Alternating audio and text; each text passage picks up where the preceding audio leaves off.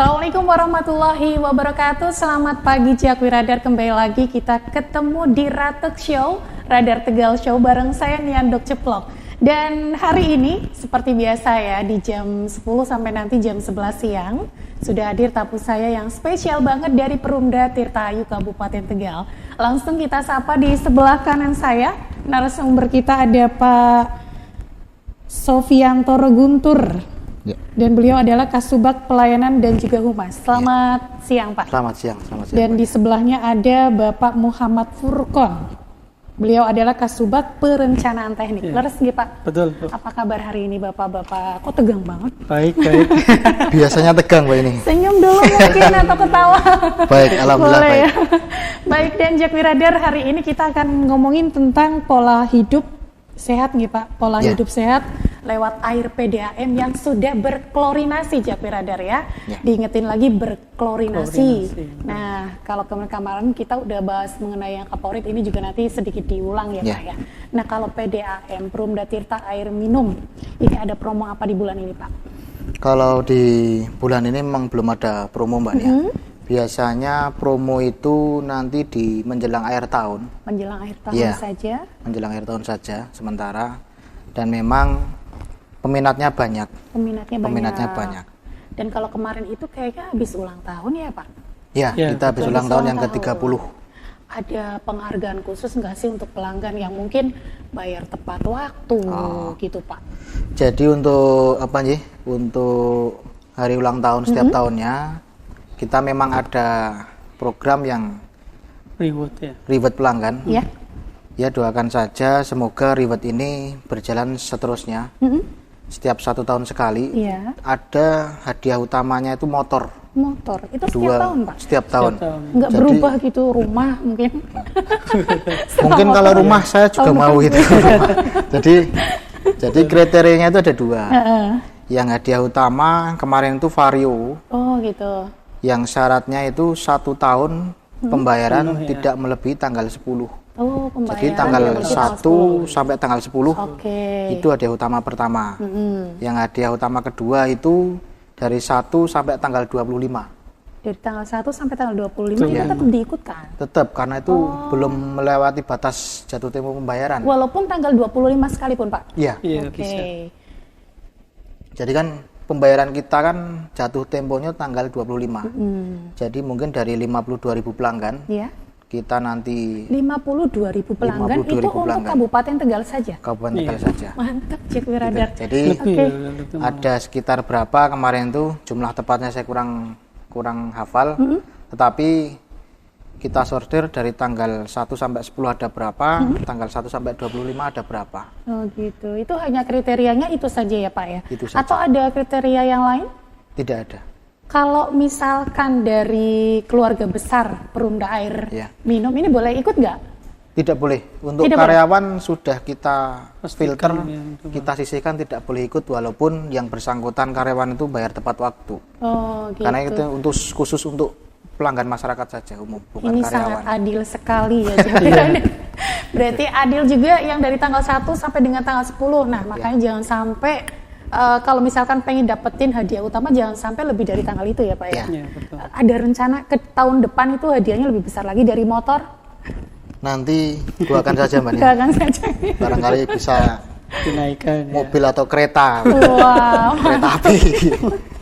Nah, ngomongin hal itu pasti nggak mudah ya Pak. Artinya ada dengan seperti ini, ya kan, ini kan satu penghargaan untuk pelanggan juga. Pastinya ada orang yang belum pasang PDAM, pengen pasang tuh Pak. Prosedurnya gimana sih Pak? Dengar ada yang ngomong, wah susah kalau nggak ada jaringannya.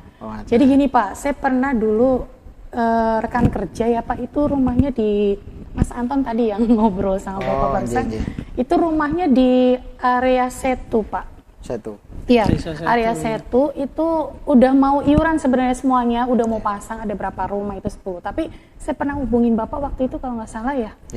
Via WhatsApp. Tapi memang katanya belum ada jaringan ya Pak ya. Itu gimana sih Pak? Kok saya agak gimana gitu. Padahal tempatnya nggak masuk banget menurut saya Pak. Gimana Pak? Pak Purkon monggo. Kemungkinan itu kan berarti secara teknis satu mungkin barangkali secara teknis belum bisa dilayani ya Mbak. Terus yang kedua kemungkinan secara investasi tidak mencukupi untuk Perumda memasang pipa di situ. Kenapa nggak bisa Pak? Ya kalau yang secara teknis bisa jadi airnya kan idle-nya di situ sudah tidak ada. Jadi kan kita tidak bisa memaksakan karena nanti itu akan mempengaruhi ke pelayanan yang lain. Berarti kalau ini secara saya orang awam. Ya. Berarti untuk ada jatah tersendiri nggak sih untuk wilayah ini hanya jatahnya sekian kubik atau wilayah B sekian kubik? Ketika melebihi itu nggak bisa pasang gitu yang lain atau gimana Pak? Iya itu kan situasional sebenarnya Mbak. Jadi kalau debit kita memang ada penambahan, mungkin kita bisa tambahkan ke wilayah pengembangan. Tapi kalau existingnya kita rasa tidak bisa menambah untuk pelanggan, kita nanti keberatan di pelanggan yang lainnya terganggu ya gitu. Oh begitu ya Jakpir Radar ya. Jadi memang sedikit apa ngerti nih. Secara teknis yang tidak mendukung itu kalau kita paksakan, nanti juga ujungnya akan kembali ke PDM sendiri terkait dengan pengaduan itu akan semakin banyak.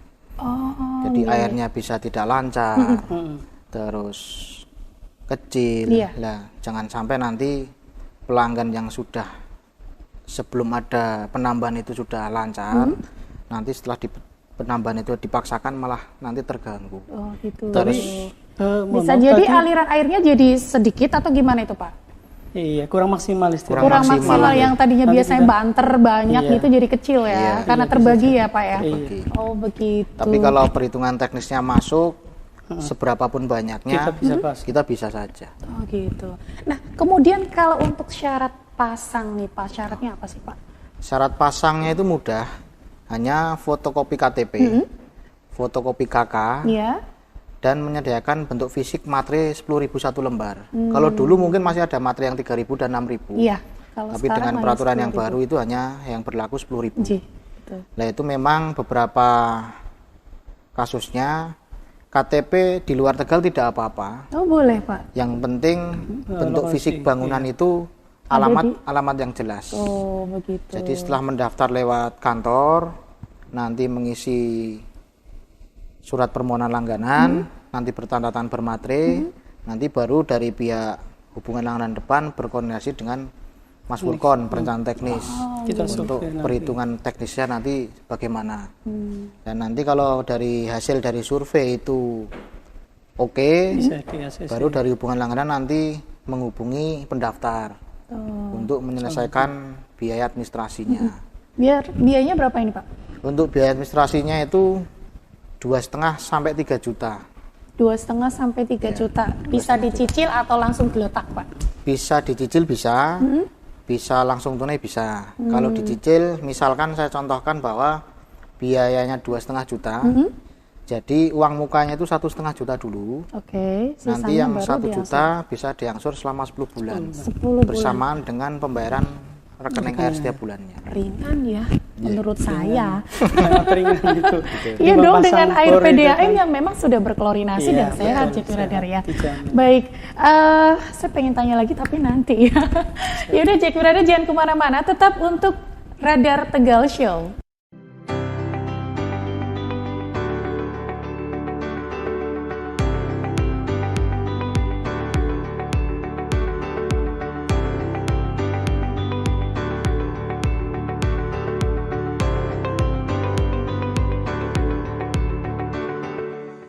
Baik, Jakpir Radar kembali lagi di Ratek Show dan tentu saja masih bareng sama Perumda Tirta Ayu Kabupaten Tegal. Masih ada Pak Furkon dan juga Pak Sofyan, begitu ya. Baik, kembali lagi Pak, tadi kan sempat disampaikan kalau biaya pemasangan itu kisaran 2,5 sampai dengan 3 juta. Itu apa sih yang mempengaruhi beda harga gitu Pak? Kok ada yang 2,5, ada yang 3 juta, apa itu pembedanya Pak? Untuk biaya itu memang sudah dalam bentuk SK dan itu sudah dalam rincian detailnya memang terkait dengan semua pipa, aksesoris, jarak dari pipa distribusinya. Dan itu memang tidak semua bisa rata. Jadi menurut hasil surveinya bagaimana, nanti baru dari hasil survei itu muncul biaya. Oh begitu. Termasuk tadi yang kurang berapa meter pipa, padahal jaraknya deket loh Pak, tapi kok nggak bisa sebelah sana bisa pasang, di sini nggak nyampe gitu. Itu gimana Pak? Pak Furqon bisa jelaskan? Kalau ajuan itu kan kita harus survei dulu ya, Mbak. Jadi kalau misal sifatnya kolektif itu kita ada perhitungan satu rumah itu maksimal 10 meter untuk penambahan jaringan distribusinya. Jadi misal tetangganya ibu jaraknya ternyata hampir 50 meter dari rumah ibu. Itu kan tentu kita harus mencari rumah-rumah pelanggan lain yang untuk biar supaya bisa, masang barang seperti bisa itu. Dekat juga deketan lagi ya Pak ya. Jadi asumsinya untuk penambahan jaringan distribusi barunya kita untuk satu pelanggan kita batasi 10 meter. Oke, berarti tetap aja ya kalau misalkan ada rumah yang pinggir jalan itu gampang banget aksesnya, lebih gampang untuk pasang. Tapi yang lebih masuk ke gang atau ke pedesaan itu agak susah, itu lebih ke teknis ya Pak? Ke teknisnya, iya. Berarti betul. Ke teknis harus survei dulu? Iya, tetap harus kita survei dulu. Ada calonnya nggak nih Pak? Kalau pasang Calo atau langsung datang sendiri ke kantor itu kita sarankan memang langsung ada datang ke online kantor atau saja. via calo atau memang langsung datang ke kantor nih Pak? Tidak Pak, karena memang kalau yang sekarang memang sudah kita informasikan ke desa juga. Kadang ada pihak desa yang menghubungi PDAM, ada yang langsung datang ke PDAM.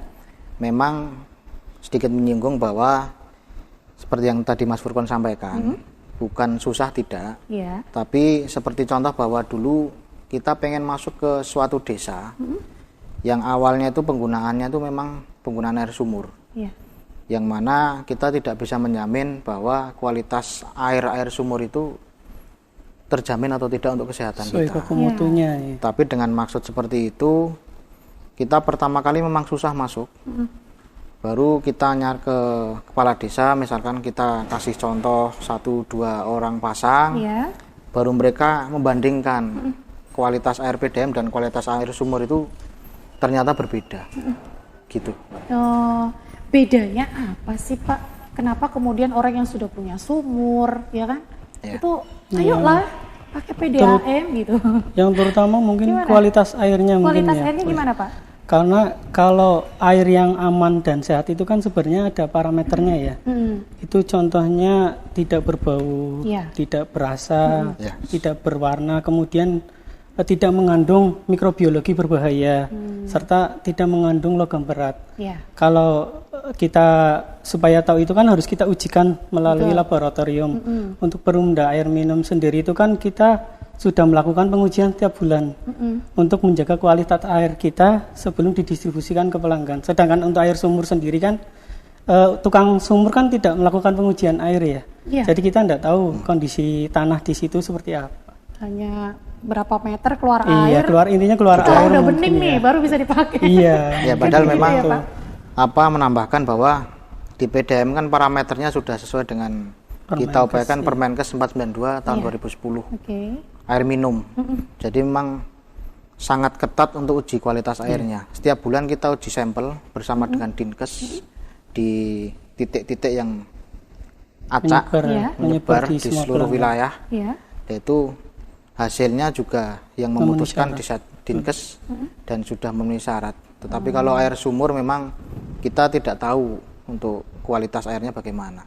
Barangkali kalau zaman dulu banyak penyakit diare, terus gatal-gatal, itu kita tujuannya untuk bakteri-bakteri yang kandungan dalam air itu yang sudah kita antisipasi lewat klorinasi, lewat kaporit dan lain-lain. Baik Pak, sejauh ini sudah sosialisasi belum Pak ke masyarakat Pak? Sudah. Lewat jalur apa nih selama ini Pak? Kalau untuk sosialisasi kita lewat medsos Pak, karena kita yakini bahwa masyarakat sekarang itu lebih banyak penggunaan medsos, lebih efisien, lebih efektif juga. Jadi kita sudah sosialisasi bahwa air PDAM yang sudah berklorinasi itu bisa membunuh bakteri yang terkandung dalam air. Gitu. Intinya sudah berklorinasi. Dan yakin nggak sih masyarakat? Dan Anda punya istilahnya untuk meyakinkan kepada masyarakat bahwa air PDAM adalah air bersih, aman, sehat, terus beda kualitasnya dengan air sumur, itu gimana Pak cara meyakinkannya? Untuk meyakinkan memang kita pelan-pelan ya Mbak, karena kita tidak bisa mengubah secara cepat meyakinkan bahwa harus meninggalkan air sumur. Tidak bisa bahwa ya kita tidak memaksa itu, tetapi parameter yang sudah jelas yang diuji Dinkes itu sudah kita bisa ditanyakan, sudah kita share juga ke medsos, ada parameter-parameter yang sudah di air kita tuh memenuhi syarat semua. Oke. Gitu. 52.000 pelanggan ya Pak. 52.000. Daerah mana yang kira-kira belum terjangkau Pak? Atau sudah keseluruhan? Kalau untuk cakupan kecamatannya, kita memang 2 kecamatan belum terpenuhi, yaitu Kecamatan Suradadi sama Bumi Jawa. Kalau alasannya apa Pak? Kalau yang Bumi Jawa mungkin karena di dekat sumber ya. Kondisi lingkungannya itu kan banyak ya, banyak area sumber ya. Jadi mungkin masyarakatnya sudah menggunakan air sekitar mungkin. Iya. Untuk Suradadi sendiri karena secara teknis tadi kita belum mampu sampai sana. Kebetulan juga air baku kita sudah terbatas. Mungkin nanti ke depan dari manajemen kita sedang memikirkan ke sana supaya Suradadi terutama itu kan daerah Pantura, jadi memang rawan air mungkin ya, kebutuhan air di sana cukup banyak. Mungkin kita pikirkan ke depan ke sana, Mbak. Oke. Dan kalau tadi kan bicara dekat sama sumber nih Pak, tapi kan tidak pasang PDAM kan? Berarti yang diklorinasi hanya yang di sumbernya saja kan Pak ya? Atau gimana Pak? Jadi yang diklorinasi itu kita kan punya reservoir, tampungan bak besar ya, itu kita nanti sebelum masuk situ nanti sudah kita klorinasi, termasuk sebelum didistribusikan. Jadi kalau dari perjalanan dari air sumber ke pipa, memang kita fokusnya lebih ke sebelum yang didistribusikan. Jadi reservoir, baru nanti ke pipa distribusi itu baru kita nanti fokus ke sana. Karena kita tidak bisa cakupan layanan kita tidak bisa ke Bumi Jawa karena memang pemikiran masyarakat yaitu kita dekat air kok, ngapain kita pasang PDAM. Gitu. Kita tidak bisa memaksa ke sana, tetapi memang semoga nanti pelan-pelan kita bisa memberikan pemahaman bahwa kita tidak hanya berjualan air, tapi justru lebih ke peningkatan kualitas kesehatan masyarakat saja. Oh, begitu ya. Nah, kemudian kalau air PDAM ini sudah diklorinasi, bisa nggak langsung diminum, Pak? Kalau diminum sebetulnya bisa-bisa saja. Tapi kebiasaan kita kan dimasak dulu. Nah, kalau dimasak dulu itu memang lebih terjamin.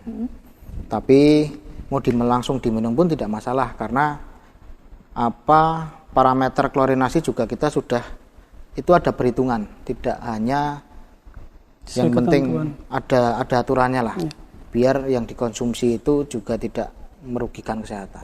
Berarti kalau saya minum air PDAM langsung dari keran nih Pak, tanpa direbus dulu, bisa sakit perut nggak Pak? Atau aman-aman saja? Klorinasi yang kita gunakan itu kan sudah melalui ketentuan dan SOP yang ada, Mbak. Jadi kita sudah memperhitungkan supaya sampai ke pelanggan itu sudah aman. Sebenarnya bisa saja. Berarti dijamin aman ya, nggak sakit perut ya? Nggak, nanti sakit gigi. Enggak lah, nggak mau sakit gigi ya. Pak Sofyan aja kayaknya. Ya sudah Jakwi Radar, sebelum dilanjut kita break dulu, tetap untuk Radar Tegal Show.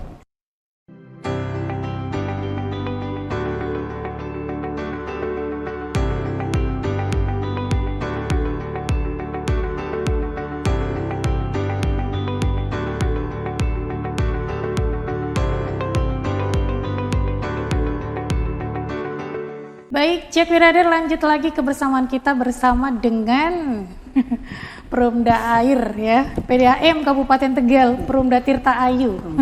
Begitu ya. Dan Pak masih semangat? Masih ya Pak ya. Jangan tegang Pak. Baik, Jakwi Radar, ini Pak, saya boleh tanya nggak, di rumah jujur, airnya itu pakai air galon atau air rebus?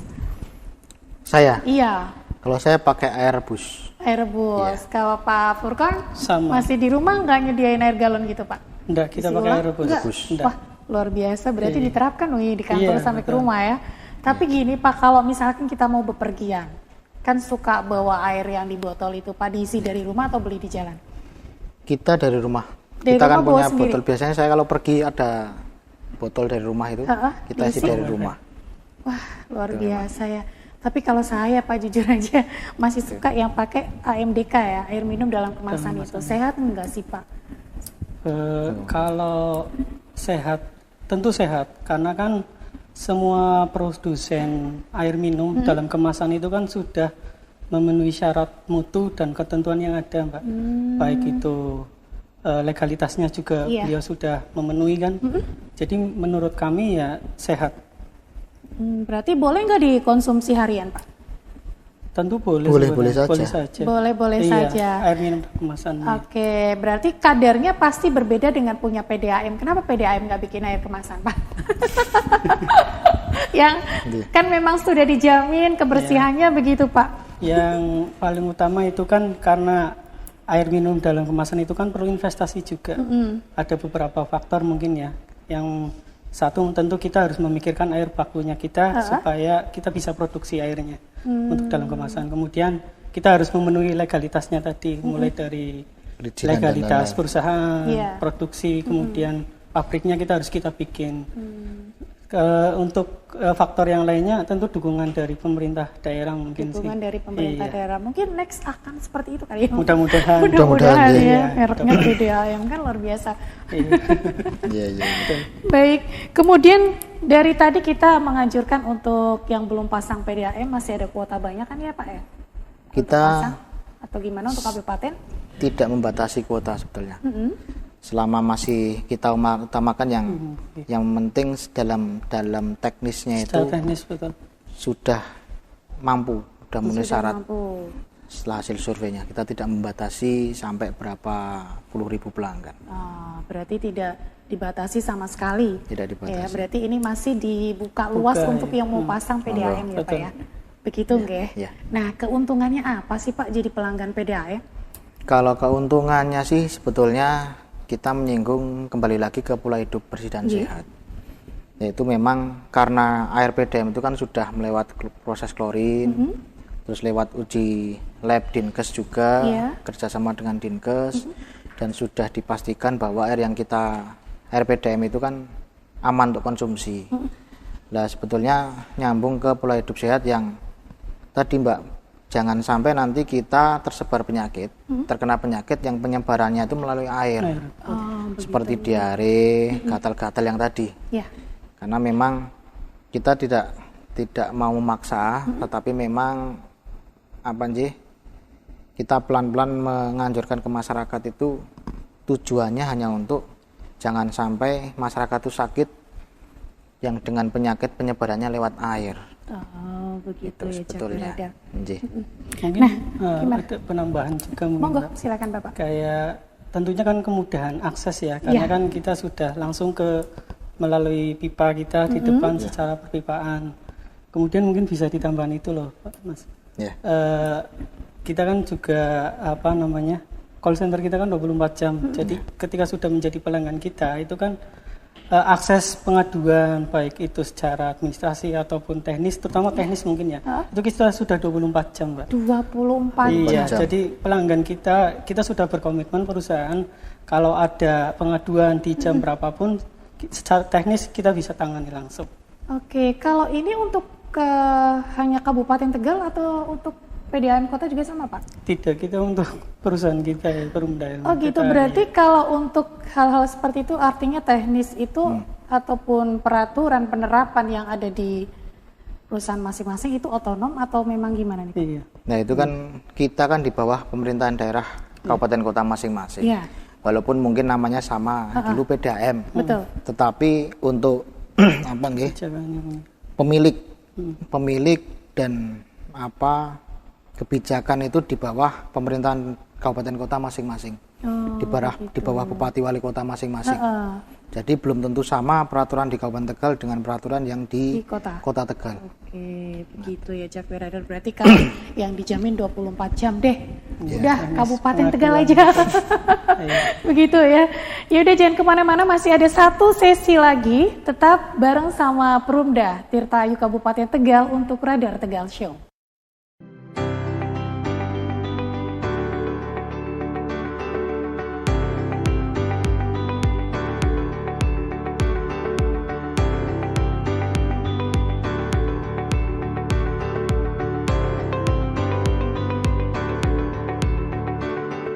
Ya, Jack Wirader, nggak terasa kita udah masuk di sesi terakhir bersama dengan Perumda Tirtayu Kabupaten Tegal.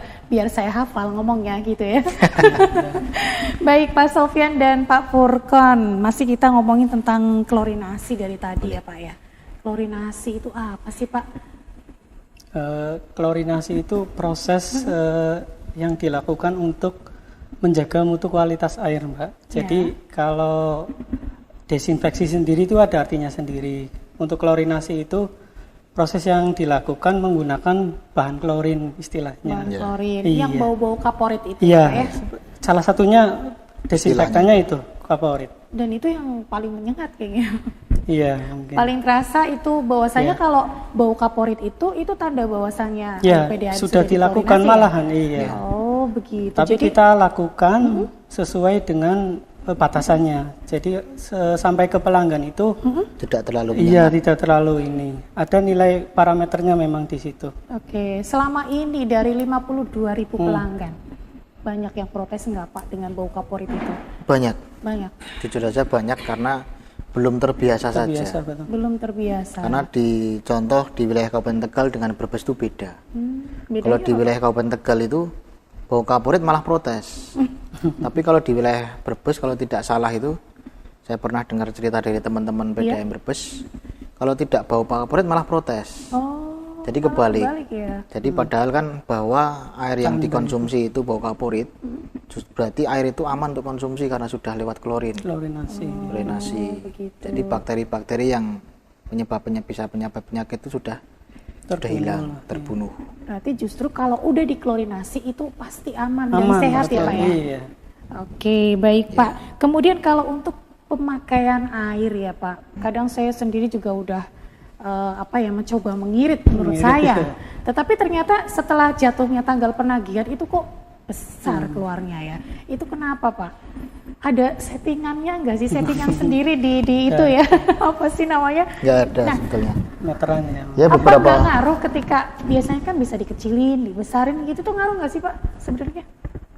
Sebetulnya ngaruhnya ke pemakaian saja. Ke pemakaian saja. Banyak faktor yang menyebabkan pemakaian tagihan rekening itu melonjak.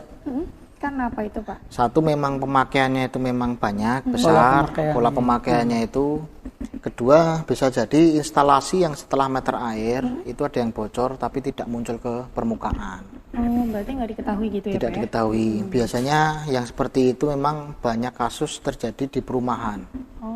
Waktu penyambungan pipa awal oleh developer biasanya pipa itu kan, contoh di rumah saya dulu memang penyambungan pipa itu ada yang lemnya kurang mungkin, makanya ketika aliran kenceng itu bisa lepas dan lain-lain. Tapi untuk antisipasi itu sebetulnya pemilik rumah atau pelanggan itu bisa antisipasi ketika tidak dipakai. Meteran itu harusnya jarumnya tidak berputar, berhenti harusnya. Karena meteran air itu jarumnya bisa berputar kalau air itu melewati, ada aliran melewati meteran itu. Berarti nanti saya ngeceknya kalau di rumah ketika sudah dimatikan semua saya harus cek di kilometer itu ya Pak ya? Jalan atau tidak. Kalau masih berjalan pelan berarti ada kemungkinan ada instalasi ke dalam rumah yang bocor. Tapi itu dipastikan lagi kalau ternyata sudah tertutup semua itu alirannya ya. Gitu, harus dipastikan juga ya. Barangkali kayak di toren ya, itu kan toren bisa air, juga netes, terus tapi kita tidak memperhatikan itu, bisa jadi itu jarum bisa berputar walaupun pelan. Nah pelan itu kalikan 31 bulan kan lumayan. Itu. Ya jadi harus kayak gitu ya Jack Wirader, coba deh dari sekarang mulai kontrol untuk pemakaian airnya, begitu. Dan kemudian Bapak ada himbauan apa nih sebelum kita akhiri? Himbauan ya untuk pelanggan sebetulnya. Betul, untuk pelanggan, silakan Bapak. Karena kita setiap tahunnya memang ada reward pelanggan, yang hadiah utamanya itu motor, 2 motor, unit motor, yang lainnya ada hadiah tambahan. Nah itu memang kita sarankan untuk pembayaran tidak melebihi dari tanggal 25 ya? Ya 25 atau tidak melebihi tanggal 10 setiap bulannya. Dari utama ya? Dari hadiah utama 1 itu tidak melebihi tanggal 10, hadiah utama 2 tidak melebihi tanggal 25. Dan jangan melebihi tanggal itu karena nanti bisa dikenakan denda untuk bayar rekeningnya. Oke. Gitu. Ada lagi? Silahkan pasang PDAM untuk meningkatkan kualitas hidup bersih di keluarga minimal, Mbak Memang. Di keluarga minimal. Kita harus menjaga lingkung keluarga dulu, baru nanti di lingkungan sekitar. Untuk kontak person ada nggak sih Pak untuk pengaduan? Ada. Lewat mana Pak? Untuk kontak person pengaduan call center itu di nomor 0877 3055 Ya. 0300. Oke. Itu bisa WA. Bisa WA. Bisa WA. Telepon nggak Pak? Bisa. Bisa telepon dan bisa WA ya. Bisa Jack telepon, Wirada? bisa WA. Oke, dari Pak Fulkon ada tambahan Pak? Tambahan tadi mungkin untuk informasi ke pelanggan juga kita sudah melalui media sosial, ada Facebook, ada Instagram. Terus Boleh dikasih tahu Facebook dan Instagramnya? Namanya? Facebooknya di pengaduan Perumda Tirta Ayu. Instagramnya dengan nama yang sama. Ya. Cukup Bapak atau ada Cukup. tambahan lagi? Cukup ya.